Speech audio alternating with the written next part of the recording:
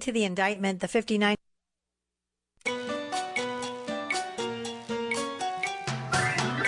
Broadcasting live from atop the Rocky Mountains, the crossroads of the West. You are listening to the Liberty RoundTable Radio Talk Show. Happy to have you along, my fellow Americans. We hope you had an incredible weekend. I know I did, full of God, family, and country, and hope the same was true for you. Yeah, we're going to talk about Donald Trump accounts for kids. We're also going to talk about computers in education. Yeah, you got to ask yourself a question. Are Chromebooks ruining education? We'll get to it all, and the broadcast starts now. Dr. Scott Bradley with me, freedomsrisingsun.com. Check out his weekly webinars, Q&As on the Constitution, and more every Thursday evening, 7 p.m. Mountain Time. But you got to go to freedomsrisingsun.com and get your ticket to ride, if you will. But you can also check his incredible webinars after the fact. Freedom's Call is what you look for. And it's basically, hopefully it's everywhere, unless he's getting shadow banned and blocked and everything else. But look for it on, where is it, Doctor? Where is what? Your webinars. Oh, they're at Freedom's Rising Sun. You click on the an invitation, and you'll get an email invitation to attend. Yeah, but after the fact, you can watch it where? Oh, they're on BitChute and Rumble. I'm sorry, I didn't know. BitChute, Rumble, there you have it, ladies and gentlemen. Look for Freedom's Call, and you can find it. And it's really educational because, you know, the professor literally doubles down. The doctor just kind of lays it out constitutionally, every topic under the sun. And then Friday mornings, we usually, get a couple of tidbits from his Thursday night webinars. And we talk about them on the air because that really is a unique part. The Liberty Roundtable concept that I came up with years and years and years ago has to do with, it's not just Sam babbling, although he does plenty of that. I do that. But really what the goal is to bring all kinds of organizations to the table and to hear from the American people.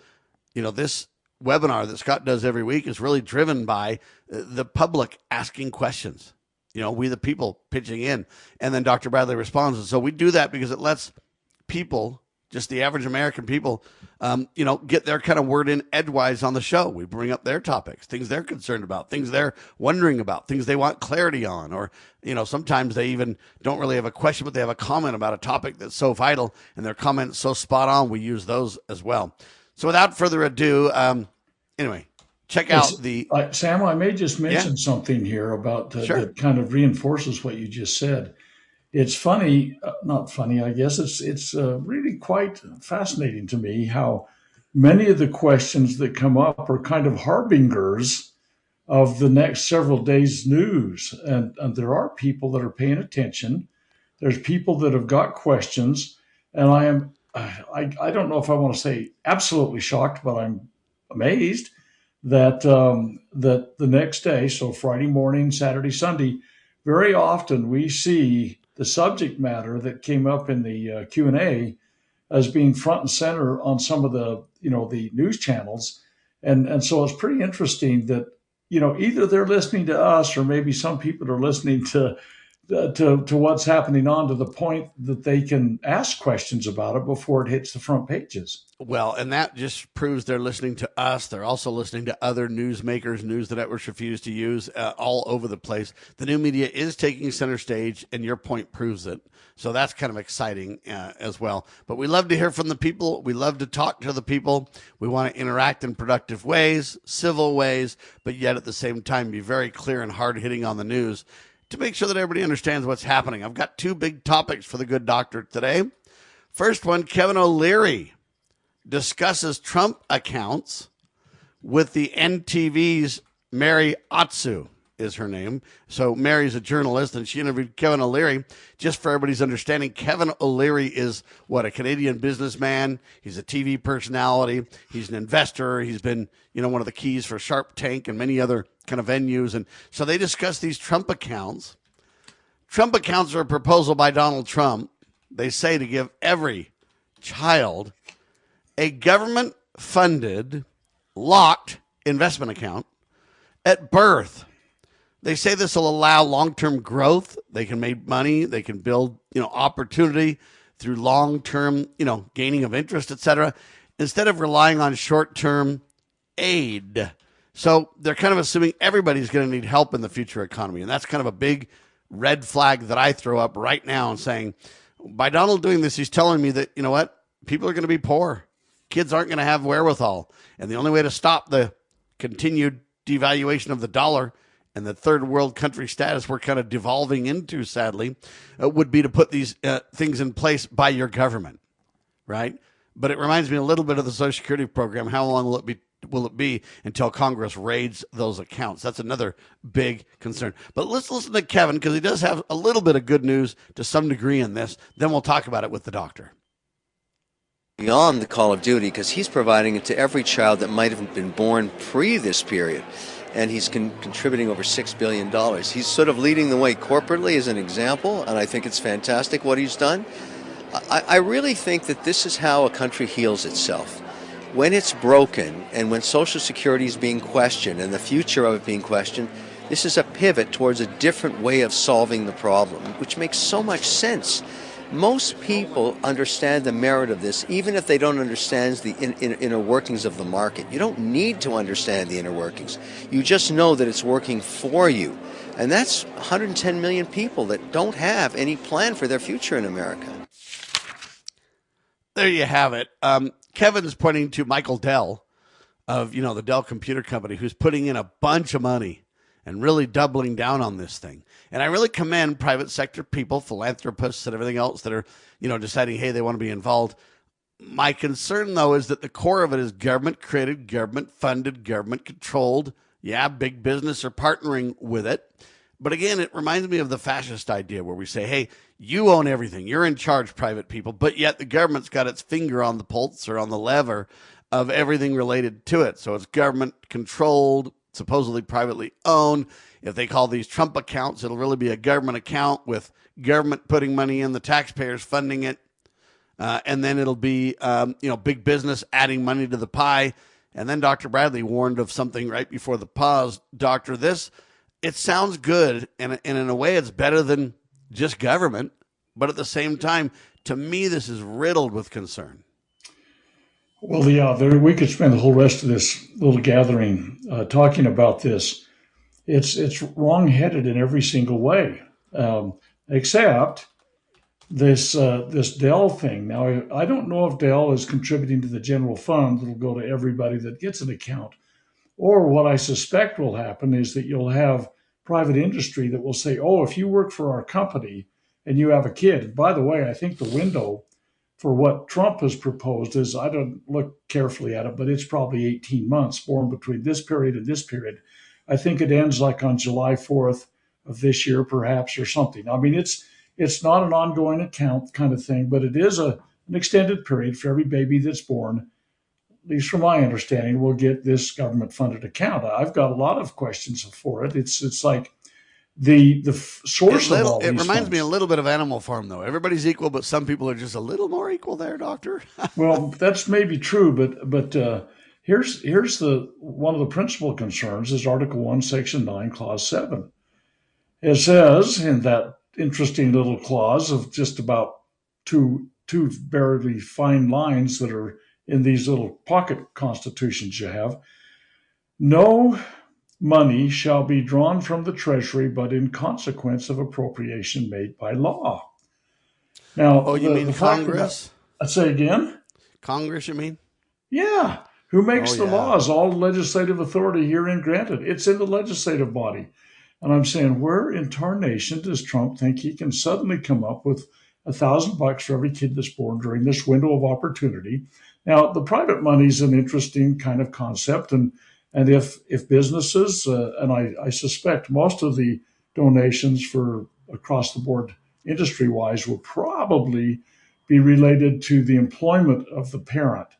And so, but Dell may be, I don't know enough about what his offering is, but it's a very generous offering. And if he's subsidizing everything, that's fine. But the fact of the matter is, this is something that should be worked out between the employer and the employee. And I'm wondering where the legislative authority to do this has originated, where it was created by law, and how Trump can suddenly decide I've got $1 bazillion I'm going to put in private bank accounts. This is astounding to me. It's another I think it will become kind of one of those untouchable benefit kind of programs that are entitlements that people will never let go of. And that's just and the reason why is because they'll always say it's about the children, Doctor. How dare you defund? How dare you decouple anything from the children? And that's how they go down this road. But I look at it and say, right now it's just a proposal, right? I mean, it's not a law. It's not even happening yet, is it? It's being talked about. Well, yeah, and the reason I chew my tongue is because everything Trump does is long on promise and short on details, and it's kind of like this 1776 tax refund rebate hug and a kiss that for all the military personnel. Article 1, Section 9, Clause 7 again comes into it. Where do you get this kind of authority? You're not a monarch. It's just absurd to me. Well, Congress missing in action. We'll tell you that. Hang tight, more in seconds. Cybercrime is exploding. Take Sarah from Sweet Delights, whose world crumbled after having to close with not being able to bounce back. Small businesses are prime targets, but the right strategies can keep yours safe. Jay Hill, CEO of Network Providers, has co-authored The Cyber Playbook Simplifies Cybersecurity for Business Owners with Strategies to avoid costly breaches and fines. Build a strong cyber attack response. Secure your business with key protections. Cyber threats aren't slowing down, but you can stay ahead.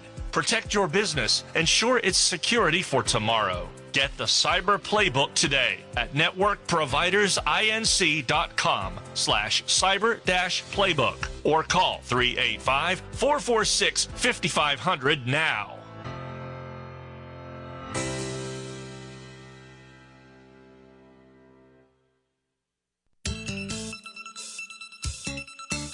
Get ready to be part of something incredible. We're breaking barriers and delivering the powerful stories that mainstream media won't touch. Your support is what fuels our mission to revolutionize journalism and bring you the truth. Join our passionate community of changemakers by donating at libertynewsradio.com today. Together, we're creating the future of news. Do you know what is great about America? Ask an Immigrant. Ask an Immigrant is a new podcast dedicated to helping Americans, especially our youth, value, appreciate, and be grateful for the freedoms we have here in America. Join host Lydia Wallace-Nuttall as she interviews immigrants from around the world to discover their inspiring personal stories about why they came to America. To learn more about why America is the most prosperous, greatest country in the world, download the Loving Liberty app or go to lovingliberty.net.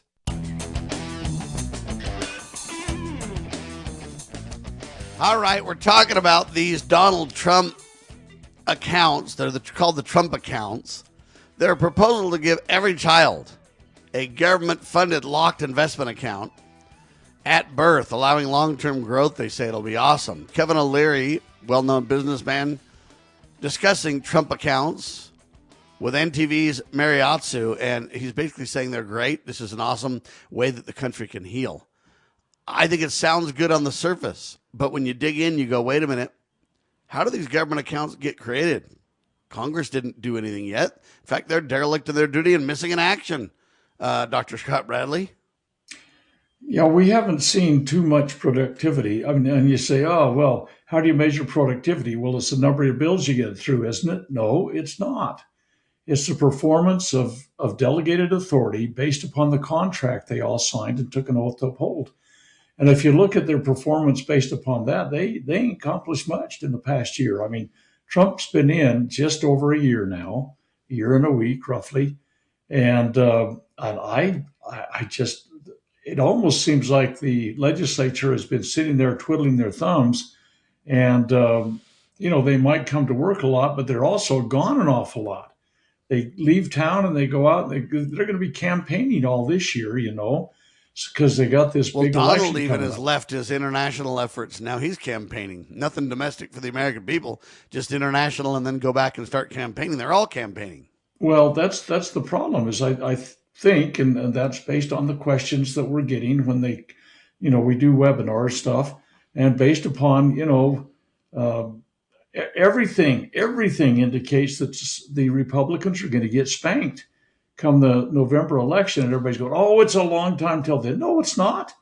You got a few months, my friends, and the people are going to get more and more focused. And when if they haven't even very well discovered or at least discussed the issues. I mean, it's one side hates Trump and the other side. These bank accounts are an example. Are we just going to basically say that they exist and have people fund them and everything else? It's just going to be on Donald's word?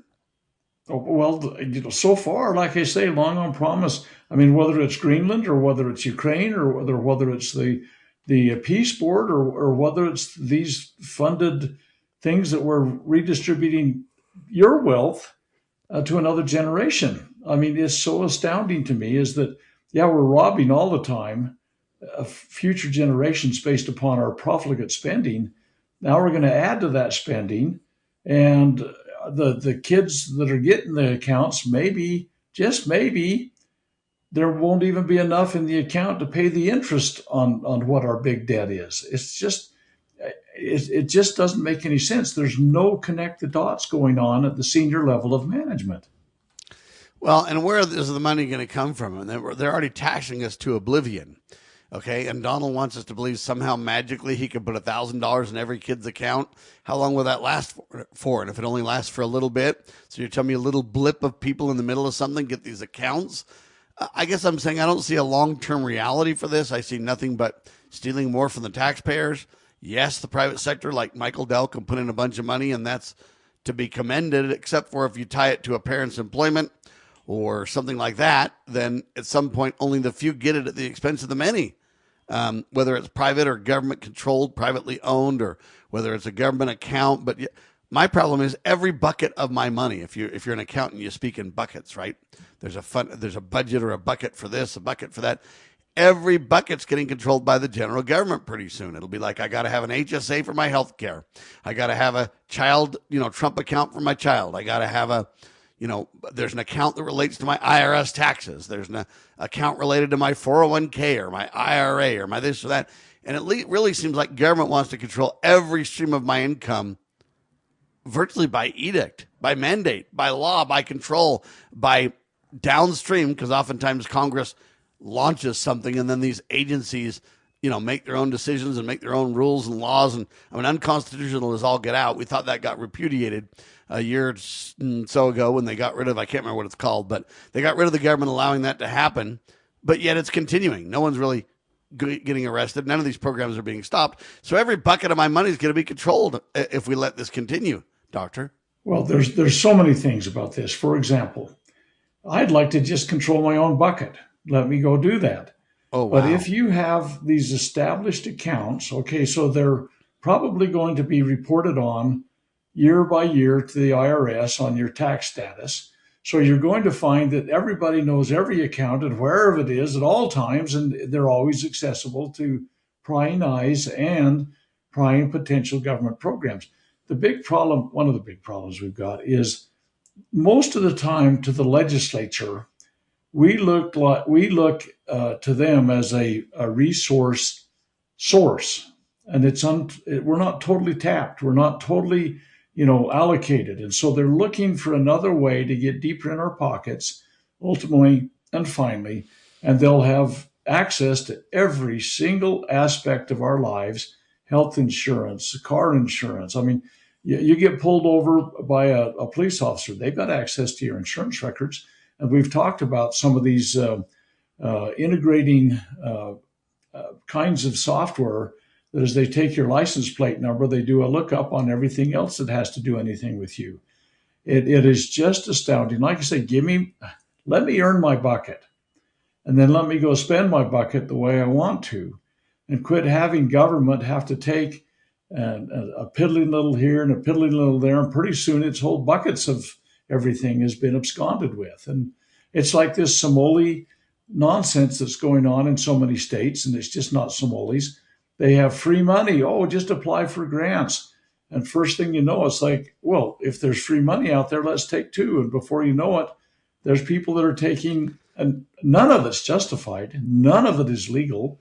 Constitutionally, it's unconstitutional to redistribute any kind of funding from any kind of source. And it's bad enough when Congress does it unconstitutionally, at least the legislative branch. But if we skip Congress and do it, it's like insult to injury. The issue, though, is what will this money primarily be used for? Answer, you get it when you turn 18, and I don't know how the draws will work or anything else, but really what it's going to do is fund education for these people. So, Donald on one hand wants you to believe the general government's getting out of education.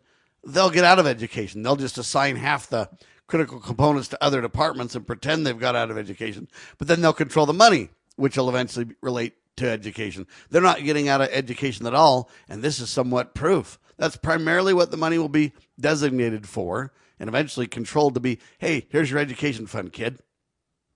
So now we got general government funding control of education at the federal level. We can let go of all the details as long as we control the money, doctor.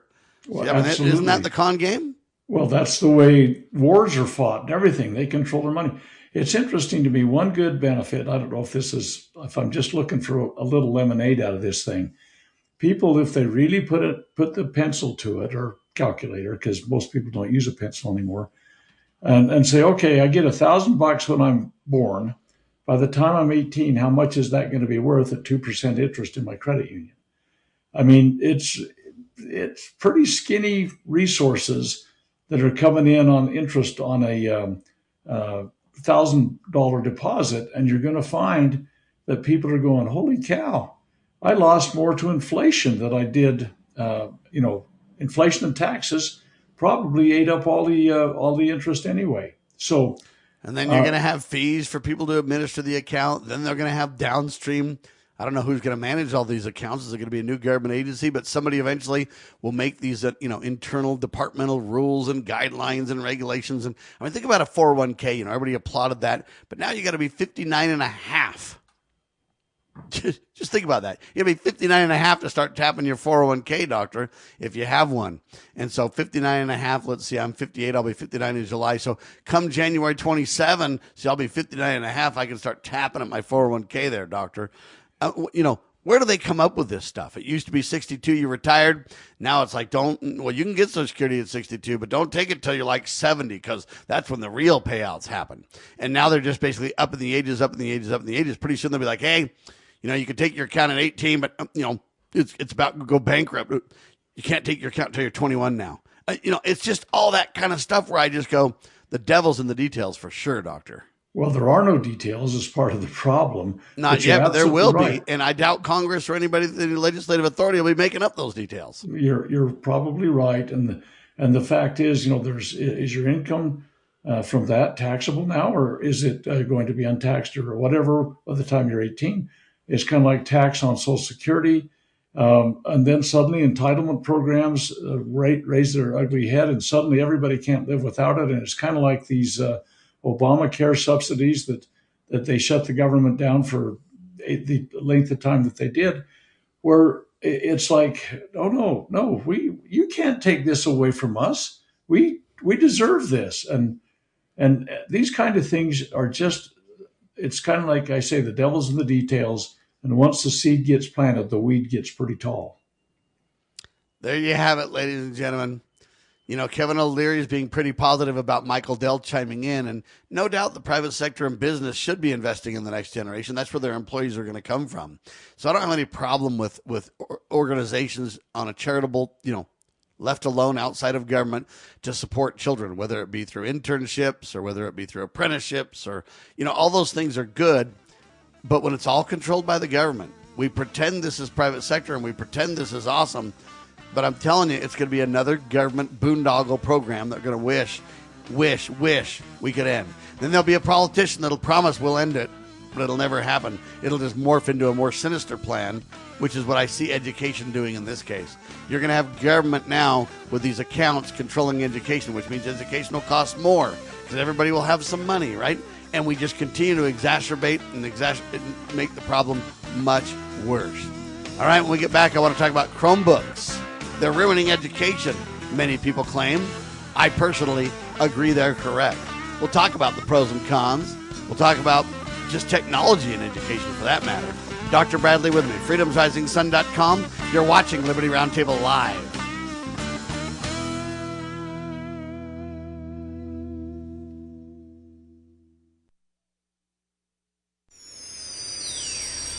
protecting your liberties. You're listening to Liberty News Radio. Breaking news this hour from Town Hall. Armit Thomason.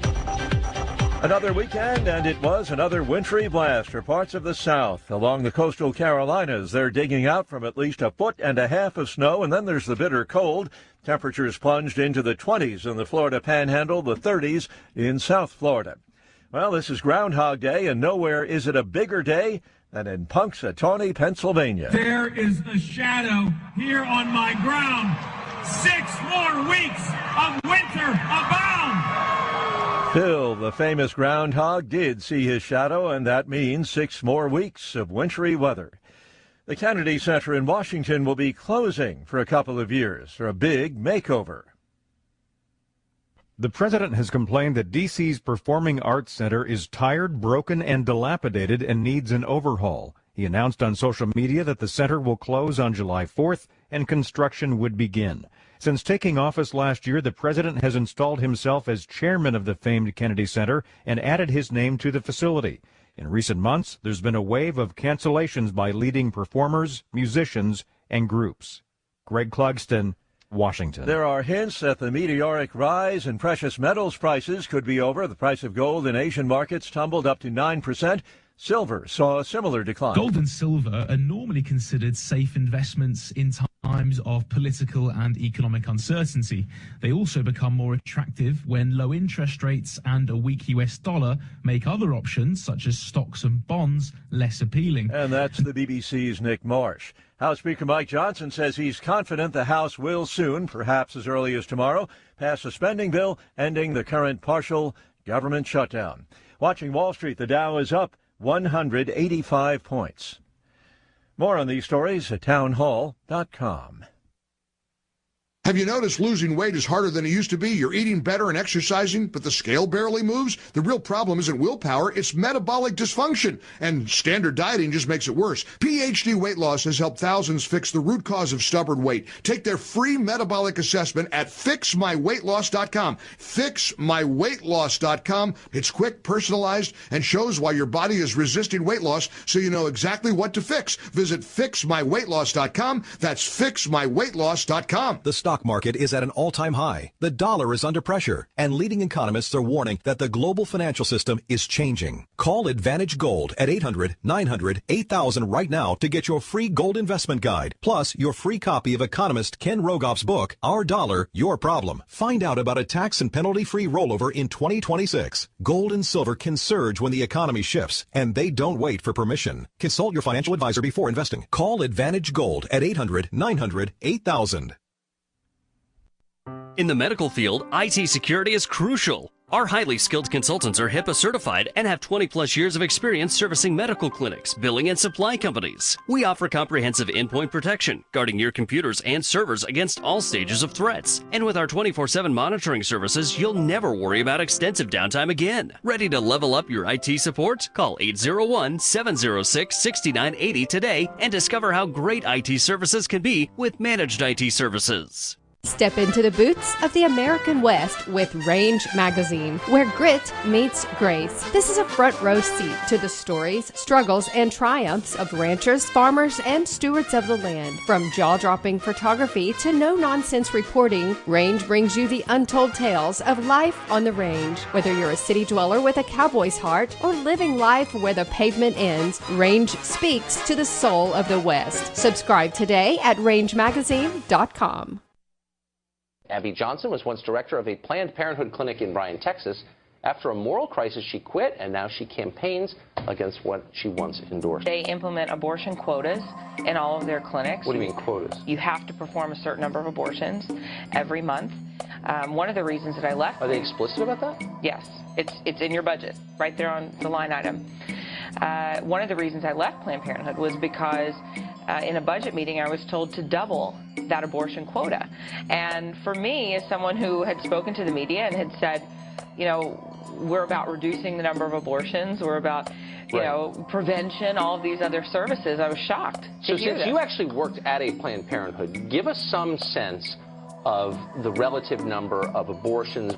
Okay, abortions, Planned Parenthood provides over 330,000 abortions a year. They are the largest single abortion provider in our country.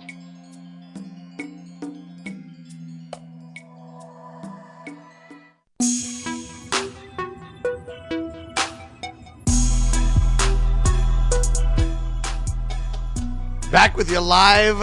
Dr. Scott Bradley's with me. freedomsrisingsun.com, his website. Check out his weekly webinars and his incredible To Preserve the Nation collegiate series, all available at freedomsrisingsun.com. So, Chromebooks are ruining education. There's a whole promo on the internet where they're basically making these claims and everything else. There's a lot of pros and cons. There's a case against Chromebooks. There's the case for Chromebooks. They say they encourage passive consumption over real creation. Most Chromebook workflows rely on web apps and templates. And so, hey, they limit real problem solving and coding and other kind of knowledge that people get from technology. They lower academic expectations at scale. So they basically kind of fit the, education to, work well with the device more than what's really needed for education. They weaken true digital literacy. Students learn to navigate lockdown platforms. They don't really learn to understand how files and operating systems and folders and, they don't understand the workings of anything because it's all just top level. They entrench surveillance-based schooling. They have monitoring, software, activity tracking, data collection. It normalizes constant government surveillance while at the same time reducing autonomy and really eroding trust. They turn education into a, quote, testing pipeline. Chromebooks are optimized for standardized assessments, folks. They take away a lot of the curiosity and the thinking. Okay, that's the negative. The positive, though, they dramatically expand access. Chromebooks are affordable, durable, easy to deploy, putting a functional device in almost everybody's hands. They reduce technical friction because they have automatic updates, fast startup. Then the teachers can focus on instruction instead of being, bogged down with the technology. They support modern collaboration. Okay. They level the classroom, they say. Students work on the same platform with the same exact situations. Therefore, everybody gets kind of a fair, equal starting point. They align with today's workforce tools. Many jobs rely on browser-based softwares and shared documents and remote collaboration. So there's a lot of good to the Chromebooks, the opponents say. Let's watch this video, then we'll get a breakdown from Dr. Scott Bradley, and then you can get my take on this thing in detail. Here we go. For 25 years, I've watched education change, evolve, reinvent itself, and on more occasions than I'd like to admit, education has chased shiny nonsense. And from experiencing all of that, I'm going to say this as clearly as I possibly can. Chromebooks are killing education. And this is not coming from some technophobic teacher clutching a chalkboard. I teach K through 8 computer science. I believe in technology. I have taught kids to code, debug, use Google Docs, Google Slides, Google Classroom, to problem solve and create. I remember when computers were a privilege, not a pacifier. And I feel like that is really the difference right now. Chromebooks were supposed to be tools. Instead, they have become crutches and babysitters. Digital worksheets with better branding. We have handed kids screens before they could even hold a pencil properly. And we act shocked that attention spans have evaporated. And frustration tolerance has hit 0. I have watched students who can swipe, tap, and close pop-ups with Olympic-level speed, but can't write a paragraph to save their life, or follow multi-step directions, or sit with a problem without instantly asking, is there a video for this? Paper slows the brain down in a good way. Pencils create the friction that thinking needs. Books require patience, stamina, and imagination. Screens train kids to expect instant answers, dopamine hits, and endless stimulation. And then we wonder why school feels boring and hard. And don't even get me started on kindergartners with Chromebooks. 5-year-olds do not need personal laptops. They need scissors and crayons and blocks and conversations and play, a whole lot of it. Developmentally, screens are skipping steps. And those skipped steps are now showing up as behavior problems, anxiety, and academic gaps later. And here's the irony, because there is always irony. We killed the computer lab in the name of one-to-one devices. And in doing so, we killed actual computer skills. Kids do not know how to type properly. They don't understand file systems. They don't know how computers fundamentally work. They just know how to click next or scroll up. Let's bring back the computer lab. Make technology intentional again. Teach kids when to use tech, not just how. Chromebooks should be a tool used sometimes with purpose, not the default for everything. Education does not need more screens. It needs more thinking, more writing, more reading, more hands-on learning, and more human interaction. I have seen what school looked like before this experiment, and I'm watching the fallout now. This isn't nostalgia speaking here. This is 25 years of teaching experience. It is beyond time to course correct, especially before we raise a whole generation fluent in apps, but illiterate in focus. Dr. Bradley, your thoughts? Well, other than that, it's not so bad. I mean, Sam, I don't know if anybody was listening when you talked about the challenges that come with what's there. Now, this guy did a pretty good litany of things himself, but when you were running over the things that were challenges, they were deep and wide. There were fundamental challenges. But I'll tell you what you came up with all the good reasons. I know you had somebody's, focus group came up with it or some stupid thing. At any rate, every single one of those was an empty phrase, a euphemism, leveling the classroom. What the heck does that mean? I mean, everything that said, the benefits, it levels the classroom. Oh, that's wonderful. Yeah, Is it so wonderful? does letting everybody have a pencil. Well, yeah, that's the problem is we don't have any good reason for this. Now, the problem is, let me just give you some real stuff. I mean, people today can't even write a check. I mean, they tap their foot and they go. People today, when my dad died some years ago, my little sister's youngest son wanted his letters from the Navy, and so, this is a window back into the 40s and all this kind of stuff. And I thought that's really cool. We had a big bundle of letters from to my dad while he's in the Navy, and I was kind of really happy. This kid, he was in his mid-20s, says, "I want to get Grandpa's letters from the Navy. I want to know what it's about." I says, "Great." So I handed them all to him. The next day, he brought them back to me. He says, "Here they are." So what's wrong? He says, "I can't read cursive." I mean, the fact of the matter is that we are losing fundamental skills. You can't do math. When I was really stupid, when I was young, which I don't know if it's improved that much or not, but when I was really stupid, I decided to ruin one summer by doing 3 quarters. They were a building block set of quarters of physics. I thought if I can knock it off in the summer, when I'm in the middle of the, regular core stuff in the winter, I'll be able to, focus on that. So I signed up for 3 courses to be back to back to back through the summer, 3 months, a month each. Anyway, ruined a summer, absolutely. But what I had was a slide rule, okay? And at one point, I was able to invest in a 4-function calculator. We're not talking about a scientific calculator or anything like that, but a 4-function calculator. And I thought I'd died and gone to heaven. Still a miserable summer. But at any rate, what I'm saying is that sometimes you got to put something on the line to obtain something. And when we lost the ability, well, it's like this. People say we can't go back to the moon. Why not? We don't know how. Why not? There was a slide rule solution that was come up with during those days. And so we've lost skills, and people are literally saying we can't send a manned mission to the moon because we don't know how, and stuff like that gets lost. I've got one of my doctoral it was semesters at that time. One class was the assignment was to read all 20 volumes of Jefferson's collected works, Berg's collected works. What a magnificent insight! But people just, you read a little blurb of something and then you take a quiz that's ABCD that's been, basically created to work on a computer. You lose so much. I could go on and on. Education does not know what it's lost in the last 10 years, let alone the last 30 years, 50 years. And it really brings up the question, does technology belong in education? And I believe it does, because it's such a part of our modern world. But I agree with that, video guy that said, hey, we need to bring back the computer lab.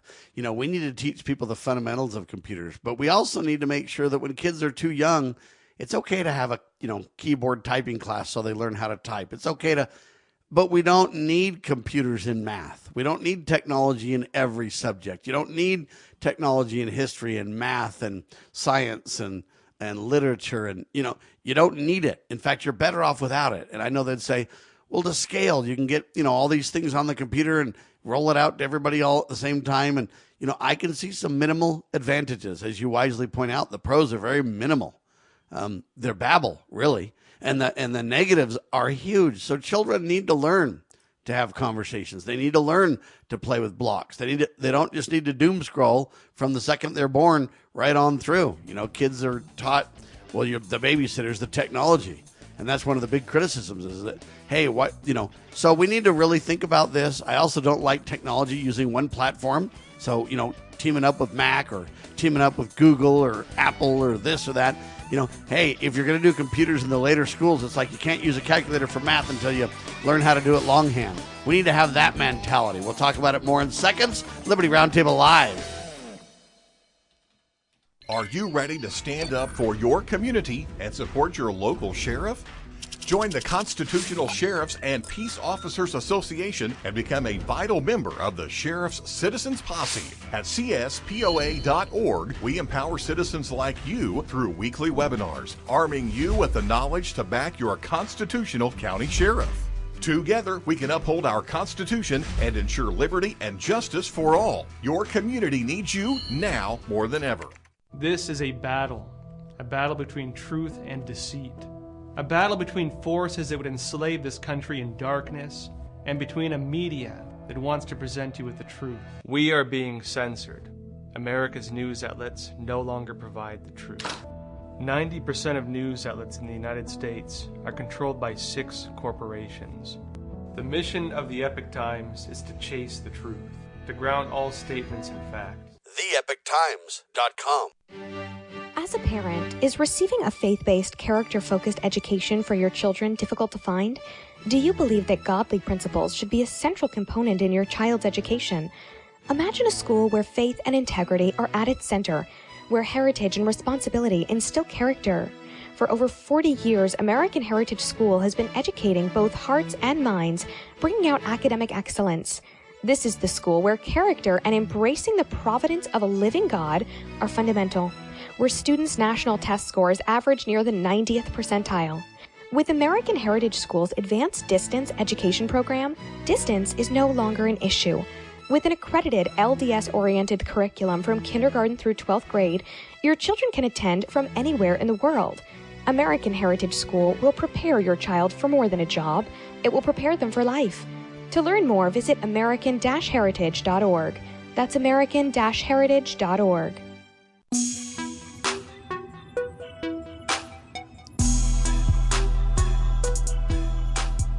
All right, Dr. Scott Bradley's with me. So I submit taking technology out of education entirely is a bridge too far. But I also say this fundamental idea where, hey, little kids want to use calculators. No, we need to learn how to do it longhand. Little kids want to, get a summary from ChatGPT on a book. No, you got to learn to read the book. And there's, believe it or not, research that shows reading books in print does a lot for your brain that digitally the same things don't happen. And so there's a divide here and a reality that needs to be discussed. I think for the most part, technology in education has its place. But it doesn't mean that technology controls and takes over education entirely. Everything doesn't need to be on the computer. Okay, and we can't use computers as crutches. Now, sure, there can be some value. When you get into high school and you're writing a thesis, there's nothing wrong with using a computer and a word processor to take care of that. When you're in advanced math, calculus, and things, there's nothing wrong with using a calculator to help, some of that along, or physics or whatever. But especially in these younger grades, rolling out technology that's expensive to a bunch of little kids really is causing serious problems. And it's something not being addressed. And I think locally, a lot of people would change that. But when government grants and money and funding come from, the federal government, you've got somebody thousands of miles away literally controlling educational outcomes for the negative, Doctor. And I think that, and maybe that we could take this far afield, and I often do that, as you know, but I think there's a corollary to this, though, too, that I've been observing. I've looked at a lot of EDAs, a lot of resumes, if you will, for a lot of academic positions. And most of the stuff that I've looked at in recent years is pure Bravo Sierra.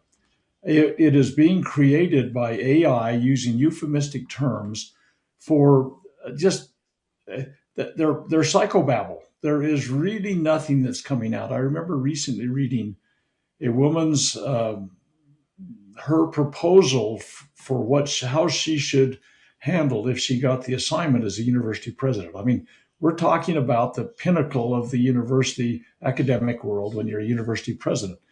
My impression is that it's far below that, and most people, if they ever understood that, would probably be less likely to send their kids to school because of the exchanges I've had with completely illiterate university-level deans and provosts and presidents. But this one in particular that I was just looking at, I was utterly amazed that it could have been written by ChatGPT without even the ChatGPT doing any research. I mean, it was just euphemistic terms strung together, and everybody's going, oh my goodness, the emperor's new clothes, how wonderful they are.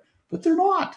There's nothing that any of us can say that was of any benefit to anybody that was written on that whole review of what this woman thought she was going to do as a university president.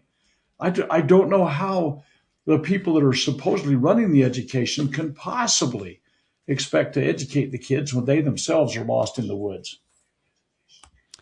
Well, and it's a serious issue. I think that, again, technology does belong in education, but I think real education would leave technology to be agnostic in the sense that, hey, I can, in the upper grades, I can bring a, Windows computer, a Linux computer, a Mac computer, a Chrome machine or whatever I want to the table. As long as I understand my machine, I should learn all about that in, a computer class or whatever, know how to type. The problem is what these companies want to do is they want to get their technology in early, Doctor. And that's what Chromebooks are kind of about. That's what Apple used to do back in the day too, where they want to basically have you grow up on their devices and their technology, and therefore you're lifelong users.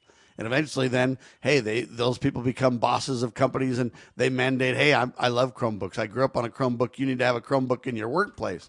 And oftentimes these companies try to do that. I don't think that schools or technology should be steering towards one, technological solution or another for that matter. Get whatever kind of calculator you want, get whatever kind of computer you want, learn and understand file systems and the principles behind these devices that we use so readily. And, you're not going to take technology out of society. What you can do is teach people to understand technology and think properly and make decisions on their own, not be shoehorned into one technology. And it's like, well, all I know is the Chromebook. I'm 22 years old and all I've used is a Chromebook. That's all I know. We run the risk of those things as well, Doctor.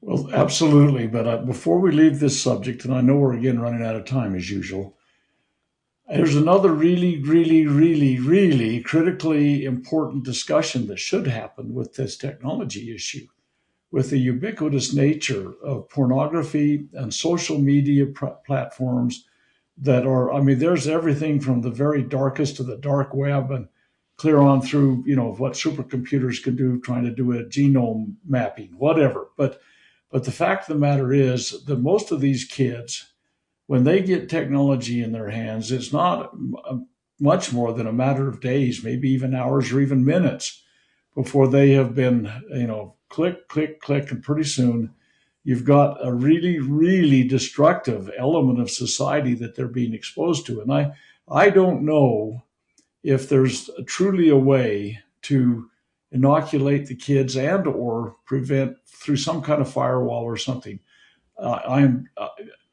As I watch kids, and they're far more computer savvy than I am, so it doesn't take much to baffle me. But the fact of the matter is, pornography is a dark, dark, destructive. Relationships that are destroyed, perverse things that get planted in brains. To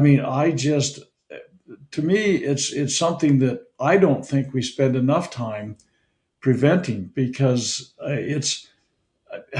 I wish there was time to tell you with the depth that I could.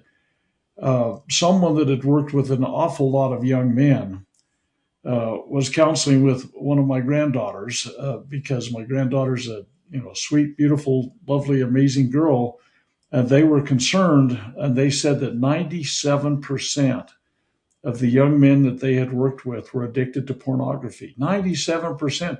That's as bad as the destruction of the dollar since 1913.